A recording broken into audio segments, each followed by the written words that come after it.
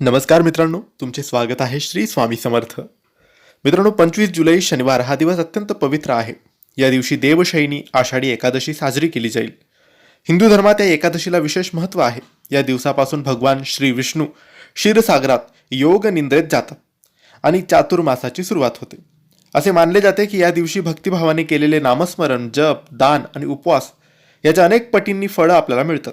त्यामुळे हा दिवस आपल्या जीवनातील अडथळे दूर करून सुख, शांती आणि समृद्धी प्राप्त करण्यासाठी अत्यंत शुभ मानला जातो. आजच्या या व्हिडिओमध्ये आपण जाणून घेणार आहोत एक असा प्रभावी मंत्र जो श्रद्धेने 21 वेळेस म्हटला तर मनाला सकारात्मक ऊर्जा मिळते, भगवान श्री विष्णूंची कृपा लाभते आणि जीवनात शुभतेची भावना वाढते. सर्वप्रथम घरातील देवघर स्वच्छ करा. शक्य असल्यास सकाळी स्नान करून पिवळे किंवा स्वच्छ वस्त्र परिधान करा.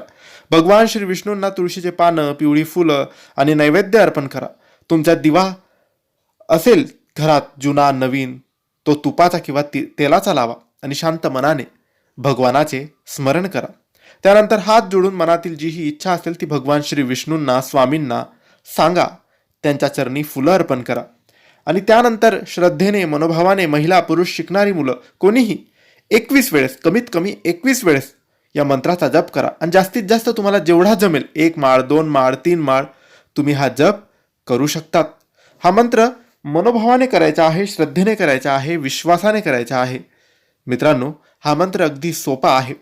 हा मंत्र विठ्ठलाचा आहे.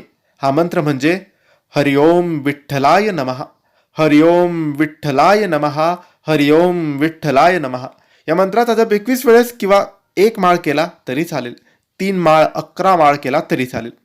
मित्रांनो, हा जप पूर्ण झाल्यानंतर भगवानांना प्रार्थना करा. हे श्रीहरी, माझ्या जीवनातील अडथळे दूर करा. मला योग्य मार्ग दाखवा. माझ्या कुटुंबावर आपली कृपा कायम राहू द्या. सर्वांना उत्तम आरोग्य, सुख, शांती आणि समृद्धी प्रदान करा. मित्रांनो, एक गोष्ट लक्षात ठेवा, कोणताही मंत्र हा जादूचा उपाय नसतो. त्याचा जप, श्रद्धा, सातत्य आणि सदाचार यासोबत केला तर आध्यात्मिक शांती आणि सकारात्मकता अनुभवता येते. आपल्या कर्मासोबत भक्तीची जोड असेल तर जीवन अधिक सुंदर होऊ शकते. जर तुम्ही उपवास करत असाल तर दिवसभर शक्य तितके भगवान विष्णूंचे नामस्मरण करा. विष्णू सहस्त्रनामाचे जप करा. ओम नमो नारायण या मंत्राचा जप करा किंवा ओम नमो भगवते वासुदेवाय या मंत्राचा जप करा. नक्की मित्रांनो, भक्तिभावाने सेवा करा. सर्व इच्छा, सर्व मनोकामना पूर्ण होतील. ही माहिती आवडली असेल तर लाईक आणि शेअर करा. काही प्रश्न असतील तर कमेंट्सद्वारे विचारा आणि आमच्या चॅनलला सबस्क्राईब करायला विसरू नका. धन्यवाद. श्री स्वामी समर्थ.